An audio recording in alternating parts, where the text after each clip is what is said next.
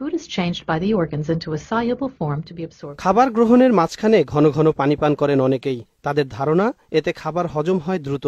তবে বিষয়টির সঙ্গে মোটেই একমত নন বিশেষজ্ঞরা। তাদের মতে খাবার মাঝখানে পানি পান হজম প্রক্রিয়াকে বাধাগ্রস্ত করে। Exits through the pyloric sphincter into the duodenum. খাবার গ্রহণের সময় মানুষের পাকস্থলী রেচক রস নিঃসরণ করে, যা হজম প্রক্রিয়ায় সহায়তা করে। ওই সময় পানি পান করলে ওই রসকে পাতলা তরলে পরিণত করে, যা বিপাক প্রক্রিয়ায় বাধা দেয়। Food is churned and mixed with acid and enzymes. চিকিৎসকদের মতে খাদ্য বিপাকের জন্য যতটা পাচক রস দরকার, অতিরিক্ত পানি পানের কারণে তা পর্যাপ্ত পরিমাণে নিঃসরণ হয় না। ফলে খাবারও ঠিকমতো হজম হয় না, আর বুক জ্বালা বা অ্যাসিডিটির মতো সমস্যার উদ্ভব হয়।